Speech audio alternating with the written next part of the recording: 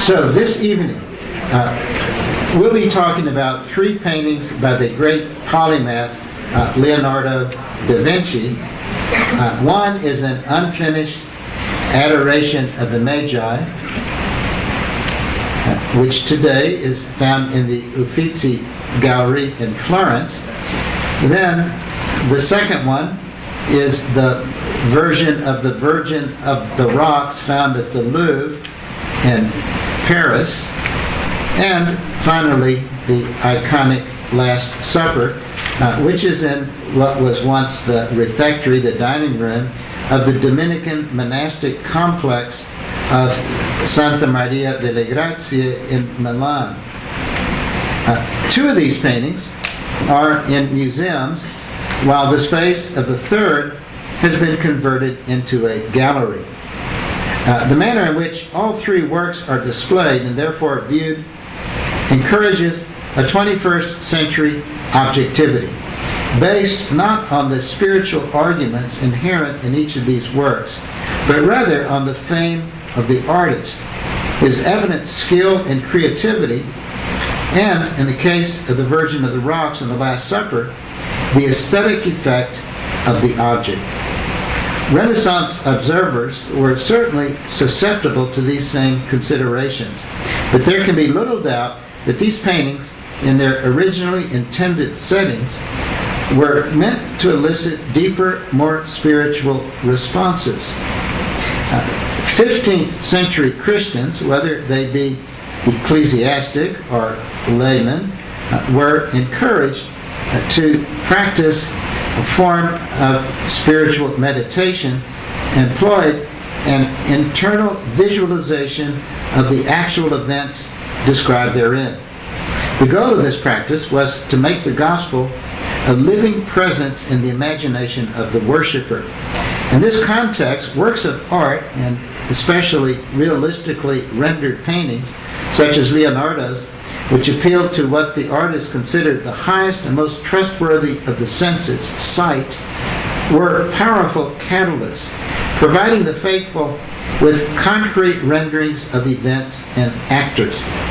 A worshiper could enter into these images as both observer and participant, and as he or she explored the richly described created space, details, poses, gestures, colors, and forms, memories and associations would be triggered, which brought the faithful closer to an understanding of the foundations of his or her faith. This evening, then, we will be focusing on how Leonardo constructed three of his most provocative religious paintings to fulfill their devotional purposes as catalysts for spiritual inspiration. Although Leonardo left behind a prodigious amount of writing in the form of notebooks, he did not leave much in the way of biographical information. For that, we have to depend on archival materials and later biographies.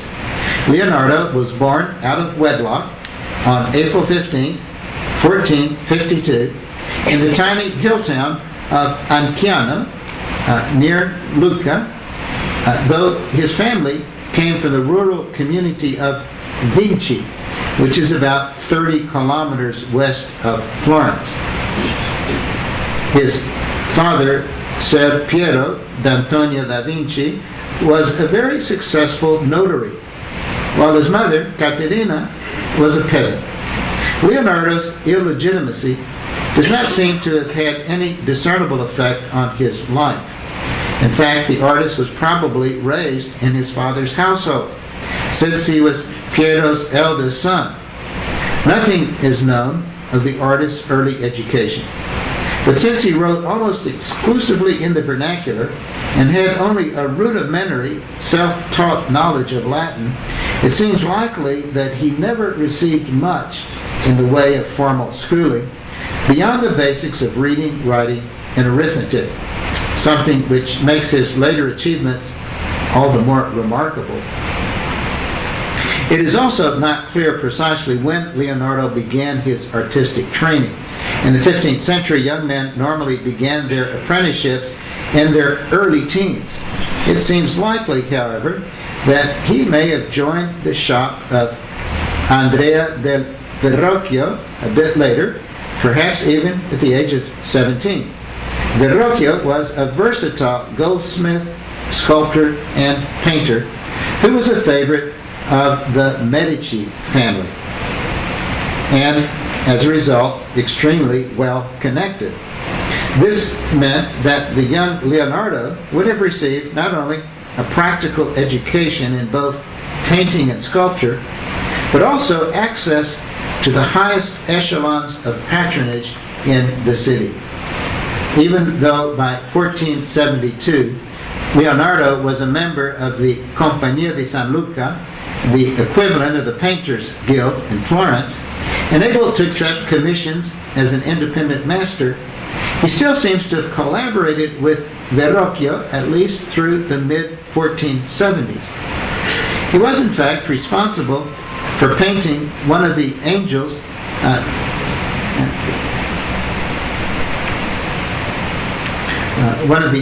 in this baptism, which Verrocchio did between 1473 and 1476 for the monks of San Salvi. The specific circumstances of Leonardo's intervention in this work need not concern us here. What is most significant for our purposes is the stylistic differences, which are so evident between the two artists. The softness of the handling of the play of light and shadow across the angel's soulful features, which Leonardo was able to achieve by using the newly imported Flemish technique of oil painting instead of egg tempera, a premonition of the sfumato or smoky modeling technique he would employ in the Mona Lisa. This already distinguishes the young artist's hand from that of the older master. This passage exhibits a precious skill in rendering form based on a sophisticated understanding of the nature of illumination, which foreshadows Leonardo's future more systematic investigation of this phenomenon. Leonardo's first surviving documented major work as an independent master is a panel painting of the Adoration of the Magi, which he did for the high altar of the church of San Donato a Scopeto, just outside the Porta Romana in Florence, which was destroyed in the 1520s during the siege of Florence. The contract for the painting is dated July 1481. Leonardo probably got this commission through the good offices of his father, who was the notary of the Augustinian canons regular who resided at the church. The Adoration, an ambitious painting, possibly even too ambitious, measuring about 8 feet by 8 feet, is now in the Uffizi Gallery and, as you can see, was never finished. Even so, I'd just like to take a couple of minutes to look at how Leonardo has gone about organizing or composing this youthful and somewhat fragmented painting. Essentially, he has divided the composition into 3 distinct parts. The background has 2 sections, separated by the 2 trees which grow out of a low rocky arch which encloses the principal theme of the Adoration itself.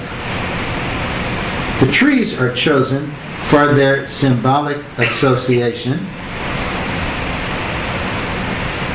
for they allude to the principal significance of the Incarnation and the recognition of Christ's divinity by the Magi. The palm is symbolic of martyrdom and triumph. Recall the palms which were laid before Christ as he entered into Jerusalem. And the evergreen laurel is associated with the ever-pure Virgin and the victory over death through the promise of the resurrection. On the left side, we see a large flight of stairs, or stadium tiers supported on tall arches, fragments of a new building which is being constructed on the ruins of an old building. Builders compare the passage from 1 Corinthians chapter 3, builders on the foundation of Christ. This is a common metaphor for the emergence of the new law from the old law, an idea which is also embodied in the vegetation growing out of the ruins. Young men and women cluster around the base of this structure, gesturing excitedly and gawking at the exotic cavalcade of horsemen, the entourage of the Magi, passing through the building's tall arches. Although the sort of excited section of the reaction of the bystanders to the cortege is unusual, representations of the Magi's procession are not. In contrast, in the right background, we see something which appears to be unique in representations of the adoration. A group of battling horsemen and fallen and fleeting figures. It is possible that this confrontation is meant to foreshadow the massacre of the innocents, which takes place after the departure of the kings, or that it may reflect a medieval legend which held that the Magi were originally bitter enemies who were only finally reconciled after they had come together to worship the Christ. In either case, it seems to be emblematic of worldly strife. We are invited into the main foreground space by two figures standing at the outer margins of the panel. On the right side, there is a young man, possibly a member of the Magi's cortege, who points inward toward the Virgin and Child with his right hand as he looks out over his left shoulder. He directs our attention to the center of the composition. A mounted figure on the left side serves a similar function. More important, however, is the contemplative old man who stands in front of the horseman. This elderly philosopher type, possibly Isaiah, is lost in thought, meditating on the scene unfolding before him, and in doing so serves as a model for the viewer, encouraging the faithful to engage in a similar act of thoughtful contemplation.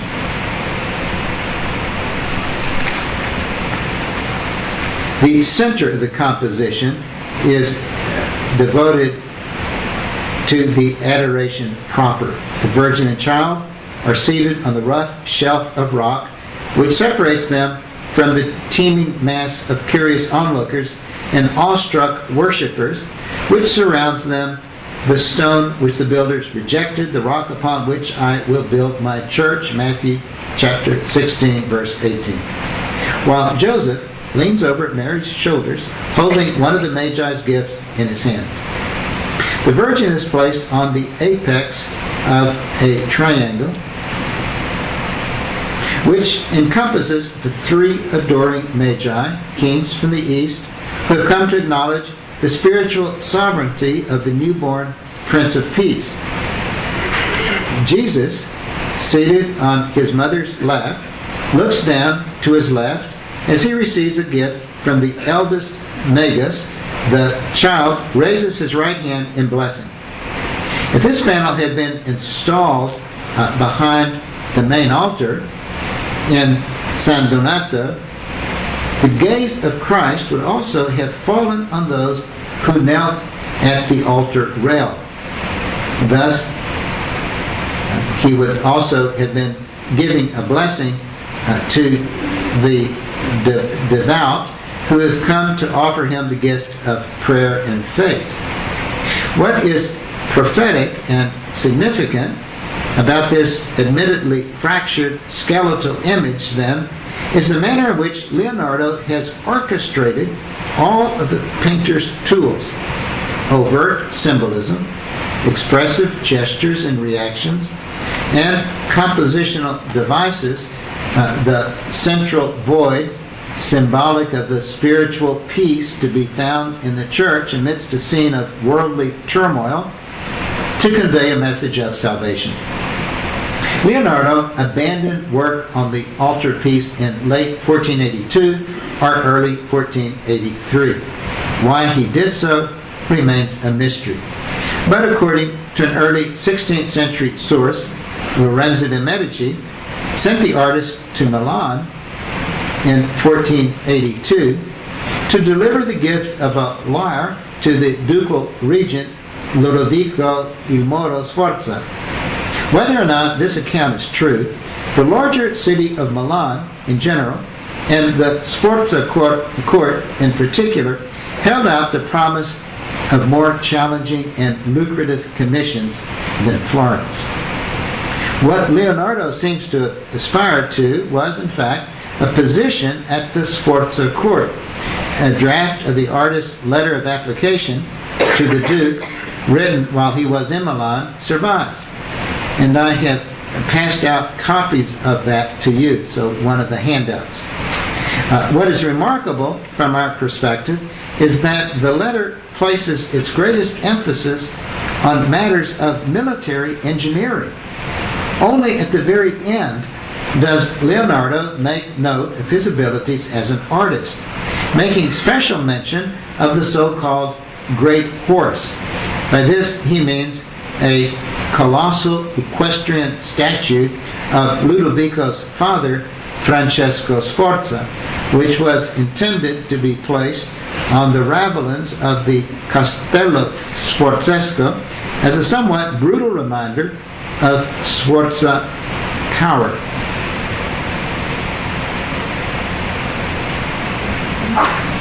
Nina Akamu.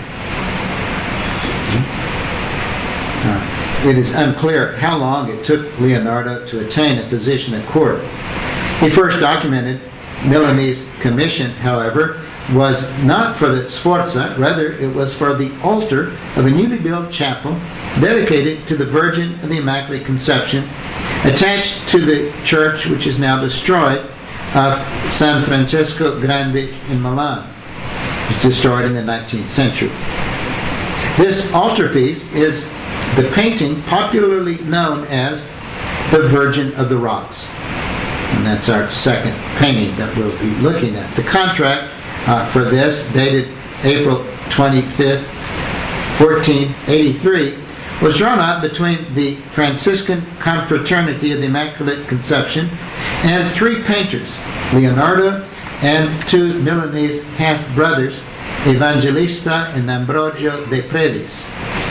Before we look at the Virgin of the Rocks, I would like to fill in a bit of theological background for the Immaculate Conception. By the middle of the 15th century, the question of the nature of Mary's immaculacy had been a topic of bitter debate for centuries. In the course of the 13th and 14th century, the two dominant positions in the controversy had been staked out by the two principal mendicant orders, the Dominicans and the Franciscans, with the Dominicans supporting the Immaculist position, arguing that Mary was cleansed of sin while in her mother's womb, while the Franciscans held the Immaculist position, asserting that she had never borne the stain of original sin. The Franciscan argument was first clearly articulated by the late 13th century Franciscan theologian Duns Scotus, who asserted that God had conceived the Virgin Mary even before the creation of the world and the beginning of time. In support of his position, he drew an analogy to the conception of wisdom as described in the book of Proverbs, chapter 8, verse 22 to 25. The Lord possessed me in the beginning of his ways, before it made anything from the beginning. I was set up from the eternity and of old, before the earth was made. The depths were not as yet, and I was already conceived. Neither had the fountains of water yet sprung out. The mountains with their huge bulk had not as yet been established. Scotus argued that, like wisdom, as part of God's eternal plan, Mary had also existed in the mind of God before the creation of man and the fall. She was therefore free of original sin. Scotus's immaculate position is, of course, that which ultimately prevailed, though it did not become official dogma until the middle of the 19th century. In the course of the 15th century, the controversy became so heated that Pope Sixtus IV, who was a Franciscan and a strong proponent of the immaculate position, stepped in, and though he did not establish a firm doctrinal position on the matter, he essentially shut off the debate, or at least the more vitriolic side of the debate. He also established December 8th as the Feast of the Immaculate Conception and commissioned offices for its celebration, first from the Apostolic Protonotary Leonardo Nogarolo in 1477, and then in 1480 a second set of offices by the Lombard Franciscan Fra Bernardino de Busti.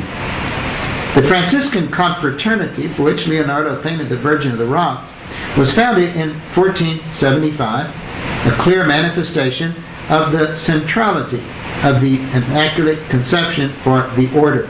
By 1478, arrangements had been made between the Brotherhood and the priors of the Church of San Francesco Grande in Milan for the construction of a chapel attached to the front of what was a medieval church, or possibly just inside on the right-hand side of the nave. The interior of the chapel was finished by mid-May of the following year, when two local painters were commissioned to paint its vaults, including a gilded figure of God the Father in glory at its top, the four evangelists in the corners, and a frieze of seraphim around the base of the dome. In April 1480, a Milanese sculptor and woodworker, Giacomo del Maino, and his son Antonio were contracted to create a large carved altarpiece for the chapel. It took about 3 years for them to complete their task. This frame and superstructure has unfortunately been lost, but it probably looked something like this one from the Church of the Assumption in the small Lombard town of Morbegno. In the upper zone was the confraternity altarpiece was a carved, gilded, and polychrome representation of God the Father and the Assumption of the Virgin Mary, with the statue of the Virgin, which was adorned with the gold, pearl, and enameled necklace. There were singing and musician angels, ancient sibyls, seeresses, and cherubim and seraphim. The lower zone was held with scenes from the life of the Virgin. On April the 25th, 1483, Leonardo and the De Predis brothers then signed the contract to gild and paint the frame, and also to supply painted panels which were to occupy the center of lower tier of the frame. Leonardo was responsible for what was described as a Madonna and Child with angels and prophets, while the Predis brothers were ultimately charged with painting singing and musical angels. All of these panels were to be rendered in oil and with the utmost care. The circumstances of the commission thus seem clear enough. However, the painting's history is actually complicated, for there are two versions of Leonardo's painting. One in the Louvre, 6.5 feet by 4 feet wide, originally painted on panel, but then transferred to canvas in the Napoleonic period in 1806. And the other, found in the National Gallery in London, just about the same dimensions, but still on its original panel support. Neither of these actually corresponds precisely to the specifications of the original contract. Stylistically, the two versions are quite different. On that basis, we can comfortably state that the considerably more complex An enigmatic Louvre version is the earlier of the two. It was probably retained by Leonardo following a contract dispute with the members of the confraternity, and then sold to a French patron, Cassiano del Pozzo, 1625. It is thus possible that it never actually made it to the altar, but still it was intended for that location, and its contents reflect that intention. And these two paintings are also on the visual handout that you have. What we see in the painting are four figures. The central kneeling Virgin extends her left hand forward in a protective gesture over the seated infant Christ child, who in turn raises his right hand, blessing an adoring, kneeling infant, St. John the Baptist. Finally, an angel with the haunches of a lion, a sphinx-like symbol of mystery, crouches at the right alongside the infant Jesus.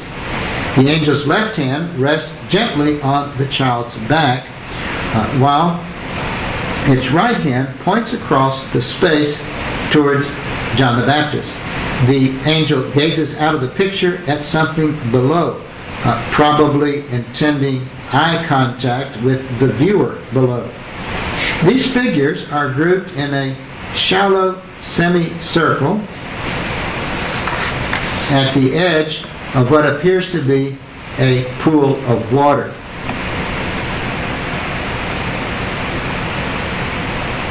Behind the figures, who are illuminated by a light which comes from the upper left front, is a strange watery cavern which opens up at the back to reveal a distant, misty, mountainous view. It would seem that there is a second separate early morning light source which hugs the horizon beneath the cavern. Leonardo uses light as an active symbolic element in the foreground of the composition, picking out the faces of the four protagonists and the bodies of the naked infants, as well as drawing our attention to the golden arc of cloth at the center of the Virgin's body, and to the perplexing dialogue of gestures at the right side of the painting.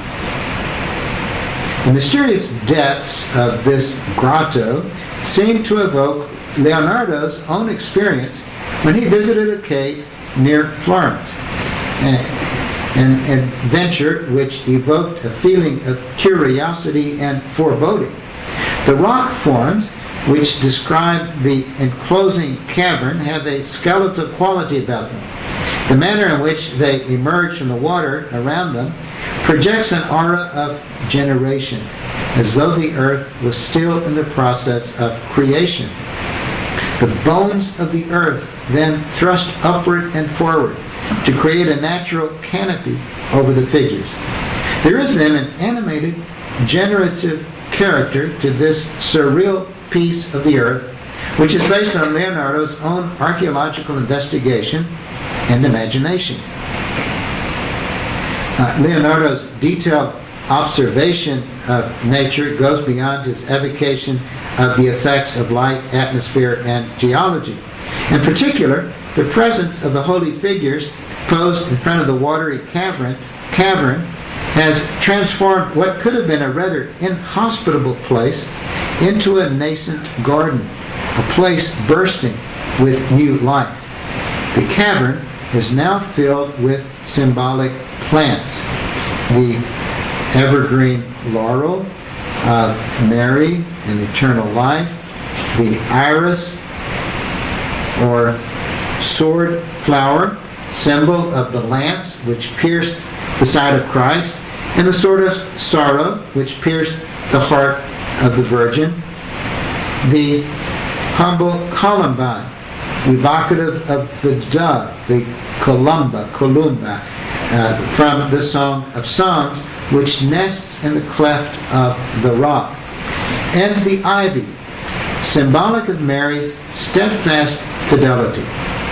This new fecundity, the morning light, the watery landscape of the background, and the pool in the foreground, all evoke the imagery used to describe the enlightening properties of wisdom in the 24th chapter of the book of Ecclesiasticus, or the book of Sirach, a passage which is specifically alluded to in Bernardino de Busti's Offices of the Immaculate Conception. And I quote, "For wisdom's thoughts are more vast than the sea, and her counsels more deep than the great ocean. I, wisdom, have poured out rivers. I, like a brook out of a river of a mighty water. I, like a channel of a river, and like an aqueduct, came out of paradise. I said, I will water my garden of plants, and I will water abundantly the fruits of my meadow. And behold, my brook became a great river, and my river came near to a sea. For I make doctrine to shine forth to all as the morning light, and I will declare it far off. I will penetrate to all the lower parts of the earth, and I will behold all that sleep, and will enlighten all that hope in the Lord." On an even more fundamental level, the sheltering rocky cave also recalls the Byzantine cavern of the Nativity and rock-cut tomb of the Holy Sepulchre, recalling the Alpha and Omega, the beginning and end of Christ's first coming.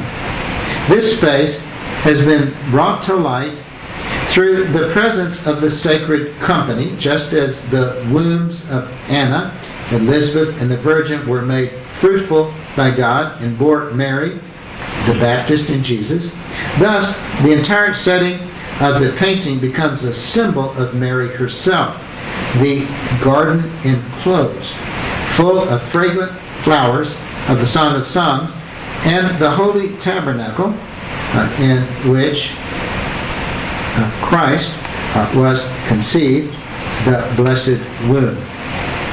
Leonardo's metaphysical allusions to these sacred vessels is reinforced by the fall of light on the golden cloth across the Virgin's womb.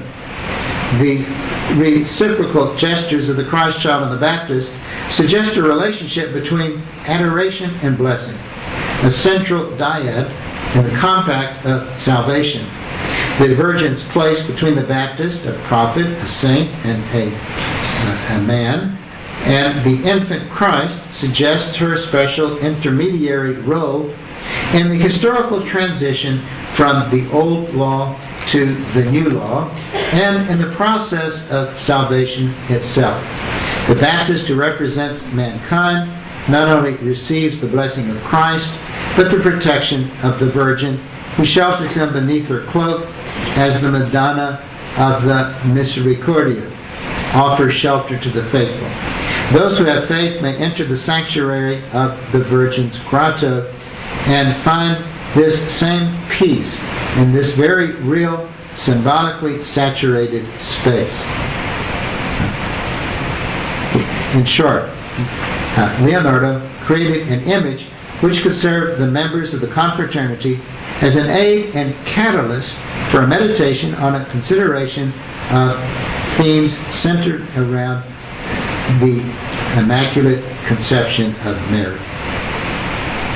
The most influential religious work, so our third piece, which Leonardo produced during this time in Milan, was the decoration of one wall of the refectory, or the dining hall, in the Dominican monastery, the complex of Santa Maria delle Grazie. This was not only a Sforza commission. Ludovico il Moro Sforza first ruled the Duchy of Milan as regent from 1476 to 1488. When his nephew Gian Galeazzo Sforza was a minor, then when Gian Galeazzo reached his majority in 1488, Ludovico continued to serve as the city's de facto ruler. until finally in 1494, when his nephew mysteriously died and Ludovico was able to claim the title of Duke of Milan outright. Because of the circumstances surrounding his ascension to power, Ludovico had a strong need to create an aura of legitimacy. His commission of the equestrian statue to his father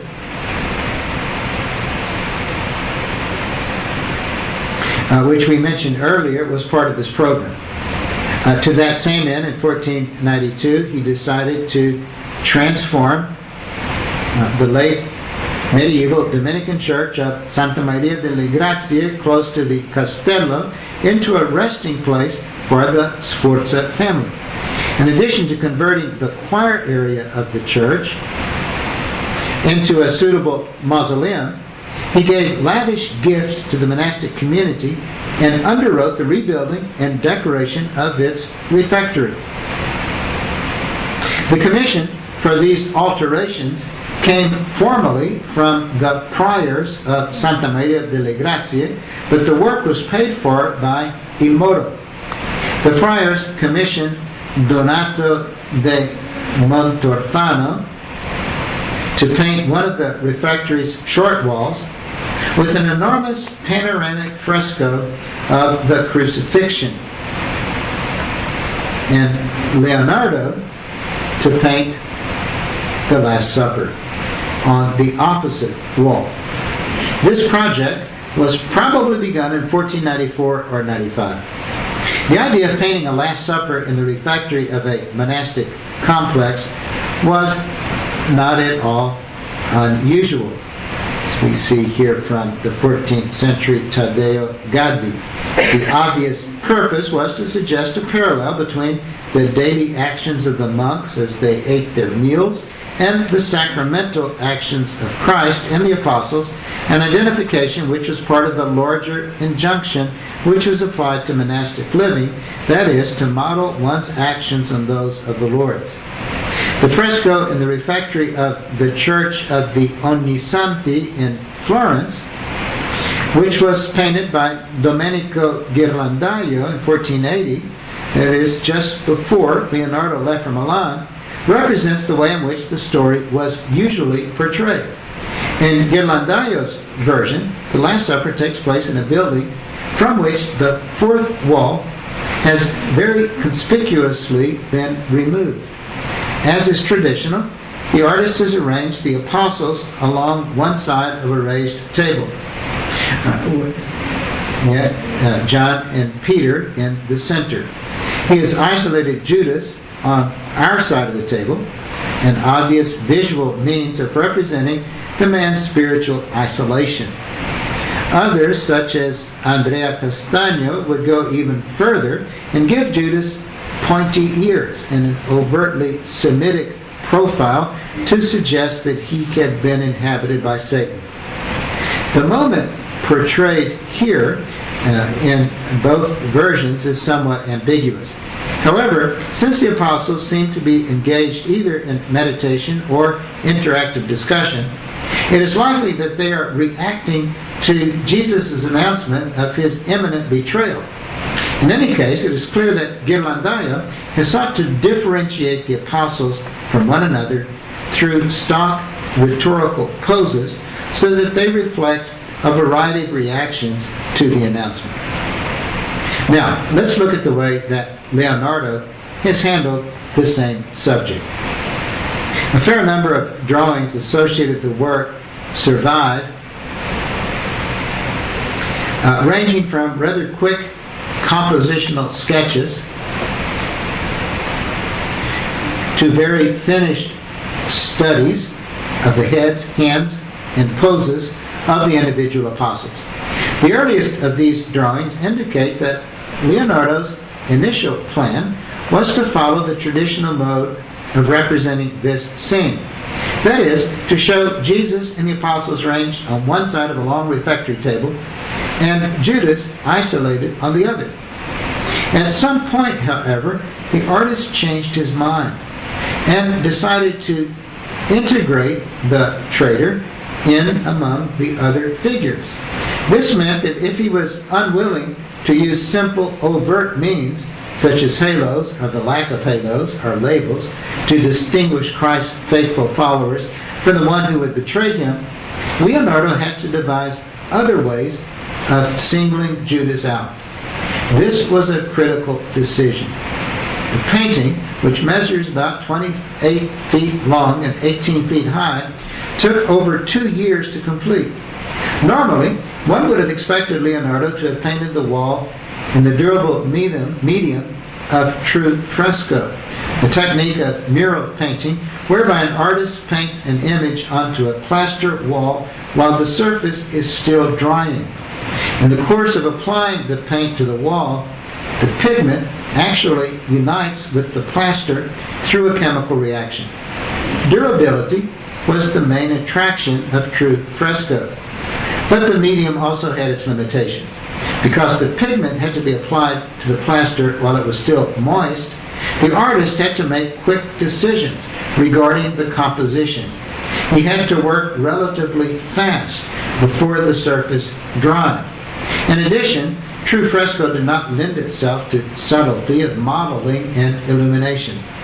These limitations were clearly not acceptable to Leonardo, who preferred to paint in a more deliberate fashion, taking time to contemplate the implications of each creative decision. Abbot Vincenzo Bandello.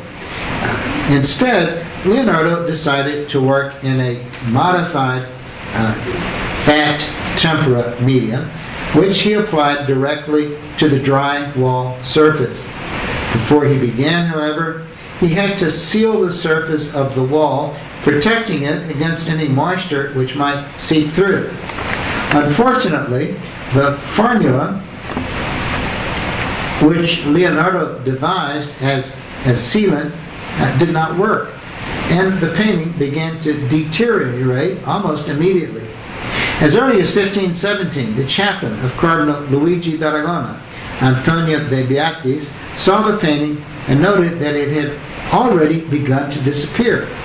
A bit later, the mid-16th century artist biographer Giorgio Vasari called it so badly affected that nothing is visible but a mass of blots.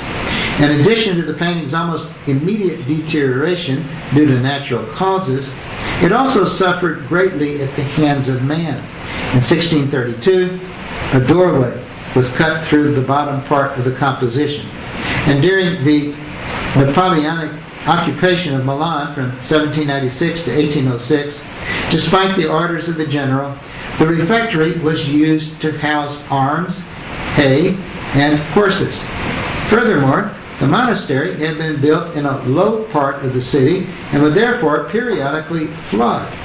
Goethe, for example, reports that during one particularly bad rainstorm in 1800, water settled in the refectory to a depth of 2 feet. To make matters worse, clumsy attempts at restoration beginning as early as the 17th century took their toll, leaving very little of the original pigment on the wall. Finally, in 1943, during an Allied raid, an errant bomb fell on the refectory, reducing it to rubble. Miraculously, the 2 wall paintings, having been braced with iron scaffolding and sandbags, survived intact. The refectory was rebuilt, and the paintings were once again put on public display. Then in 1979, a lengthy process of meticulous cleaning and stabilization based on rigorous scientific analysis was begun. The latest conservation project was finally completed in 1999. And now the ghost of the Last Supper is once again on display. Leonardo's painting has become an almost universally recognized image of the Last Supper, which is quoted in contexts both sacred and profane.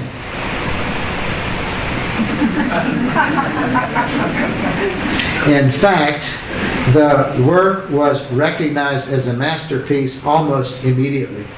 Vasari tells us that at the time of his invasion of Milan, Louis XII actually wanted to have it removed from the wall and brought to France. As a result, it was frequently copied, including a scale copy by Leonardo's pupil Gianpietrino, done around 1520, along with Leonardo's drawings, and what remains today the original work acted as guides for the most recent restoration.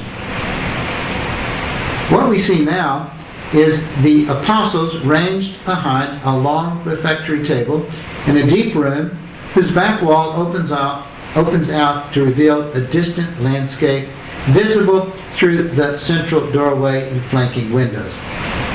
The side walls of this chamber are hung with floral tapestries between narrow doorways or windows. In rendering the picture, Leonardo has taken the actual light in the refectory into account, illuminating all of the figures from the left. The space of the room appears also to be a continuation of that of the refectory, but closer examination reveals that this is only an illusion. In reality, Leonardo has rendered his chamber from a point directly in front of the figure of Christ, a position which obviously no earthly viewer could occupy, since the base of the painting is about 7 feet above eye level. Thus, we are confronted by a paradoxical space, one which appears to be logical, but is not. Numerological symbolism governs the disposition of the apostles, for they are arranged in 4 groups of 3 around the central figure of Christ.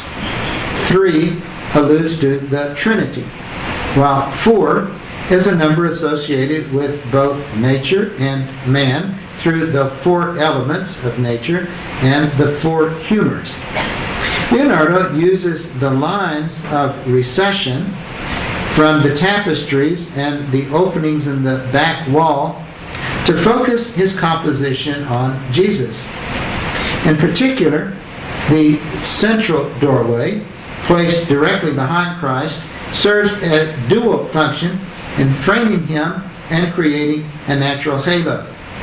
In contrast to the animated movements and reactions of the apostles, Jesus seems to be inordinately calm, stretching out his hands over the table to create a stable triangle.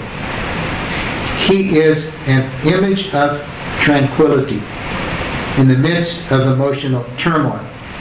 It's clear that Leonardo has once again utilized a system of emotional and formal contrast to create a visual statement about the peace and spiritual comfort to be found in Christ. As was the case with earlier examples of the Last Supper, each of Leonardo's apostles projects an individual response revealed through gestures and expressions which are meant to serve as revelations of their true internal state, and perhaps even more significant, as individual sites of contemplation and identification for the monks who viewed the painting every day. It is, of course, this array of convincing, if broadly rendered, psychological reactions based on an established rhetoric of gestures which have their roots in reality and ritual that produces the central power of the painting and impresses it upon our mind. Furthermore, this strategy would certainly have served the Dominican friars particularly well, so they were trained as orators and who regularly followed the example of St. Dominic and engaged in what might be termed somatic prayer, a practice in which specific poses were aligned, gestures, postures of the body, with specific spiritual states. Thus, in the commission for the Last Supper. Leonardo was presented with a perfect opportunity to apply his own avowed interest in recording observed behavior in words and quick sketches.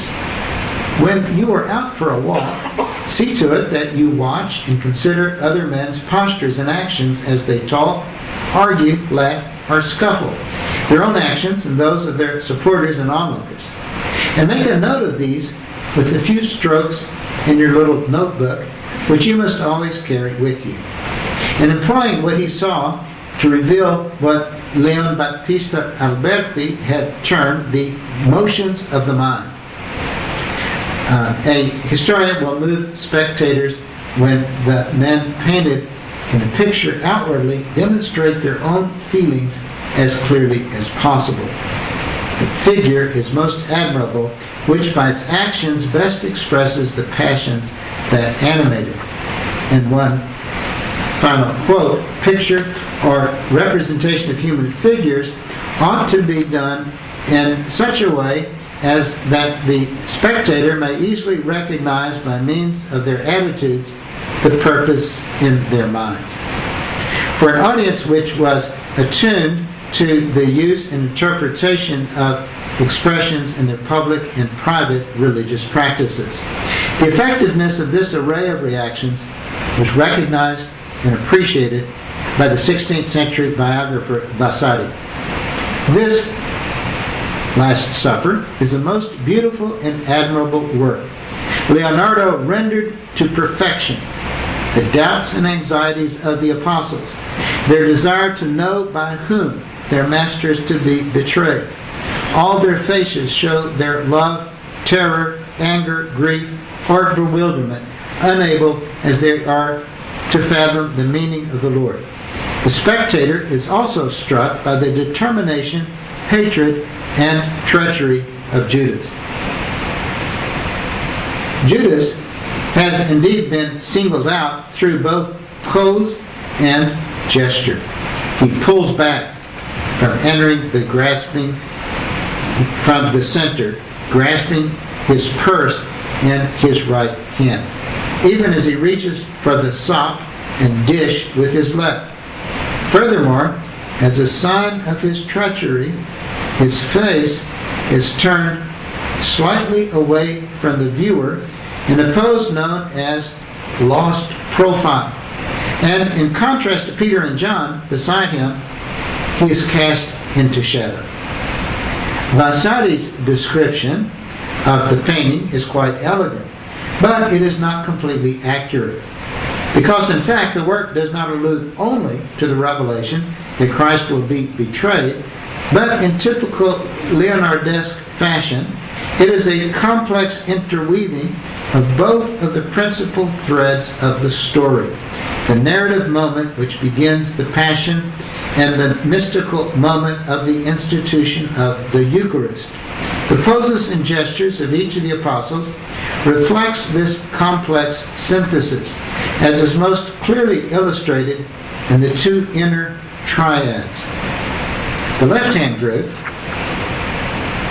includes St. John, the gentlest of the apostles, the one who will stand in mourning with the Holy Family at the crucifixion itself. Next to him is St. Peter, the most violent of the disciples, who thrusts himself forward in aggressive disbelief, and who holds in his right hand a knife, the implement he will use to cut off the ear of the servant of the high priest at the moment of the actual capture of Christ. Finally, there is Judas, the arch villain and antagonist of this drama, who reaches for the sop, the body of Christ, even as he pulls backwards from his Savior in treacherous fear and self-loathing. Thus, the left side reflects both the emotional reactions of the apostles and the traitor to the announcement of the betrayal, and adumbrates the Passion, the bodily sacrifice of Jesus, which will be reenacted in the Eucharist. On the other side, are three apostles whose reactions even more clearly evoke both amazement and attestation to the miraculous nature of the institution of the Eucharist. The most skeptical figure, St. Thomas, points upward in a gesture which not only signifies inquiry, but also the divine nature of the miracle, which they and we are witnessing, as it does in images of the Annunciation. Beside Thomas, St. James the Lesser throws his arms outwards in a gesture emblematic of wonder at both the possibility of betrayal and the miraculous transformation of bread into the body of Christ and wine into his blood. And these figures are indicated and named on your handout as well. James's gesture anticipates the pose of his Savior upon the cross, and the pose mirrors one used by the Dominican brothers in their own course of prayer. The sixth way of prayer, sometimes, as I was told personally by someone who had seen it, our Holy Father Dominic was also seen praying with his hands and his arms spread out like a cross, stretching himself to the limit and standing upright as he possibly could. The holy man of God, Dominic, did not use this kind of prayer regularly, but only when by God's inspiration. He knew that some great wonder was going to occur by virtue of his prayer. Finally, St. Philip, his face a mask of longing, seems to be simultaneously offering sorrowful pledge of loyalty to Jesus and taking the promise of salvation offered by Christ's sacrifice into his own heart. The two threads, the events of the Passion and the institution of the Eucharist, narrative and ritual, are united in the central figure of Jesus. The triangle created by his outstretched arms reflects the mystery of the Trinity, as well as calling to mind the piteous image of Christ as the man of sorrows, the sufferer for the salvation of mankind. His right hand points both to the traitorous gesture of Judas and to the glass of wine, his blood, upon the table, while his left palm upward indicates a round loaf, his body, which will suffer upon the cross.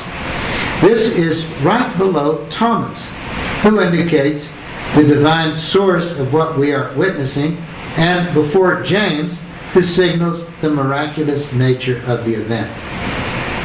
Christ's pose, then, translates the words of the Scripture into a persuasive visual presentation. As we've seen this evening, in each of the three examples of Leonardo's religious painting, the artist has created a convincing and provocative illusion of reality through his imagination, spiritual insight, technical skill, and knowledge of the natural world in the language of gesture and expression. Leonardo was supremely aware of the power of the kind of devotional images which he has created, for he wrote in one of his notebooks, "Do we not now see pictures representing the divine gods constantly concealed under covers of the greatest price? And whenever they are uncovered, there is first great ecclesiastical solemnity with various songs sung to different tunes, and then at the moment of uncovering, the great multitude of people who have gathered there immediately throw themselves to the ground, worshiping and praying to her who is figured in the picture, for the recovery of their lost health and for their eternal salvation, exactly as if this goddess, the Virgin, were present in life. Certainly, you will concede that it is such a simulacrum which all the writings could not equal in representing the goddess both in form and spirit. Accordingly, it would seem that the goddess loves such a painting, and loves those who love and revere it, and delights in being adored in this way rather than in any other form of imitation, and this bestows grace and the gifts of salvation in accordance with the belief of those who gather in that location. He has created images which served as powerful catalysts for the associative memory-based meditative practice process which I described at the beginning of this talk. In the adoration, had it been finished, the faithful would have seen not only the Magi paying homage to a higher power, the infant Prince of Peace, but visual evidence of the comfort which is to be found not through material riches or earthly dominion, but rather through faith in the benevolent blessings of Christ and His Mother. In the case of the Virgin of the Rocks, the principle of bearing witness through symbolic details, gestures, and expressive composition is applied not to a narrative, but to a fundamental tenet of the faith, the Immaculate Conception of the Virgin, and the significance of this miracle in God's eternal plan. Finally, in the case of the Last Supper, the painting served as a very concrete reminder of the institution and premise of the miracle of the Eucharist in both an historical and theological context. In particular, the Dominican monks who dined in the refectory while listening to readings from the Gospels would have been encouraged to contemplate this moment and the ensuing Passion narrative, aided by their reading of the gesture of Christ and the reactions of the apostles. All of these spiritual insights are still accessible to a modern viewer, particularly if he or she comes to Leonardo's religious works not only with a desire to enjoy the pleasures which derive from an appreciation of beauty, creativity, and craft, but also ready to explore them as elegantly realized testaments to the profound mysteries of the faith. And let's give an applause to Dr.